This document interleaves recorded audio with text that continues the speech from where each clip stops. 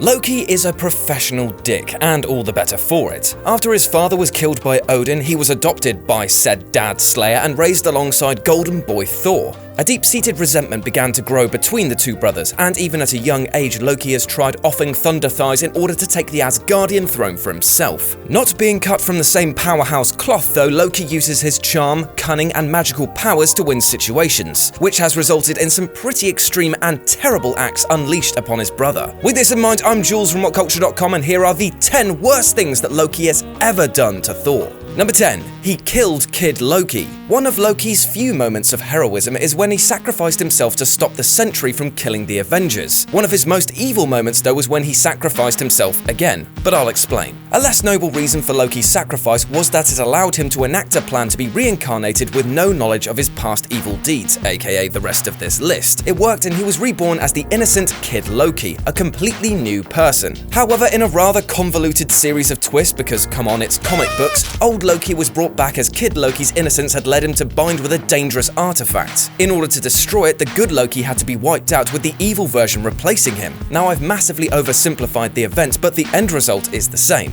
Thor had loved Kid Loki and seen him as a chance to finally have the kind of relationship with his brother that he always wanted. When he found out what had happened, he was heartbroken. Number 9. He manipulated the supervillains of the world. As a villain, if you get your ass handed to you by the same hero time and time again, you eventually have to wonder, why the hell don't I just fight someone else? Well, this was exactly the thought that Loki had when he kicked off the Acts of Vengeance crossover. Angered by the Avengers, the God of Mischief assembled his own group consisting of Doctor Doom, Magneto, Mandarin, Red Skull, Kingpin, and the Wizard.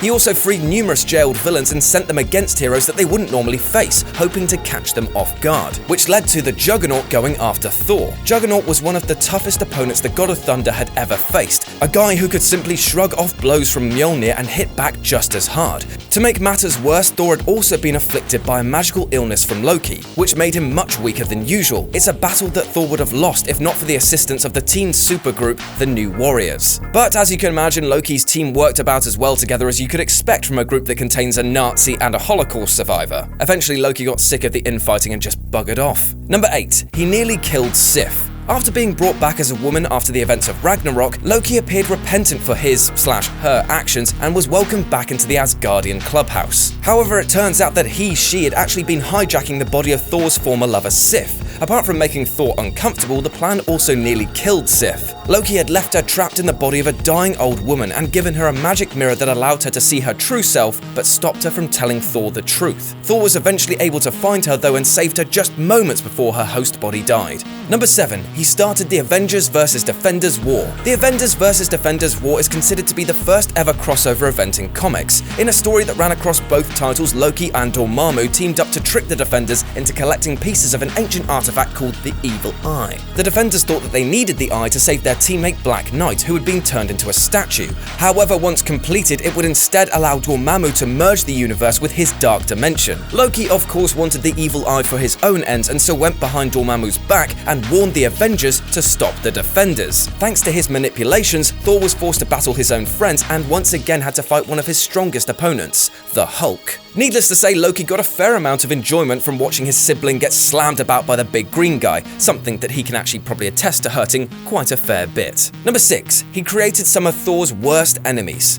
It's actually a pretty common origin for Thor villains that they'll either be a normal person given powers by Loki or a monster that he found imprisoned and decided to let it loose on his brother. One of the most famous of Loki's henchmen is the Absorbing Man. Karl Crusher Creel was a criminal whose drink was laced with one of Loki's potions, which actually does raise a few questions about what the God of Mischief gets up to on the weekends. The potion gave Creel the ability to absorb any material he touched, including rock or stainless steel, and used these powers to bash Thor's skull in. Another villain that Loki was responsible for unleashing was the Destroyer. The enchanted suit of Asgardian armor is controlled by the consciousness of its user and was originally designed to protect Asgard from unknown threats. However, Loki stole it and it has been used as a weapon against his arch-enemy, either piloting it himself or tricking others into doing it. Number 5. He turned Thor into a frog. Okay, quick scenario. If you've just defeated a fire demon with the intent of getting its magical Twilight Sword, how would you use it against your arch-nemesis? Cut their head off? Maybe use some magic power beam to obliterate them? Or would you turn them into a frog? Can you see where this is going? Yes, Loki once turned Thor into a frog with a magical blade.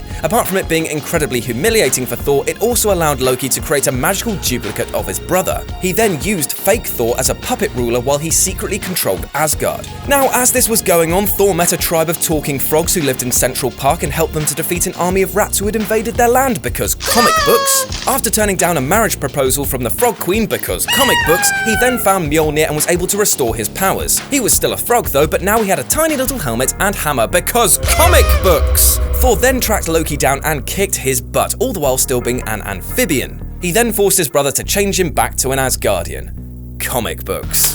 Number 4. He made the world think Thor was crazy. When the ultimate version of Thor was first introduced, there was a lot of ambiguity surrounding whether or not he was really a god or just a superhuman. That turned out to be the doing of the ultimate version of Loki. This version of Loki had the power to warp reality and had turned himself into Gunnar Goldman, the head of the European Defense Initiative. He then convinced the world that Thor was his delusional brother who had stolen an experimental harness and weapon that gave him his powers. Gunnar was even able to convince the Ultimates that Thor was dangerous and needed to be arrested. The rest of the team turned on Thor and attacked him. Now the God of Thunder was able to hold his own until Quicksilver took away his harness and was hit by his own lightning. Loki then moved on to the second stage of his plan, a full-scale invasion of the United States with his own group of supervillains, the Liberators. Thor was able to break free and stop him, but not before Loki got a good old gloat on.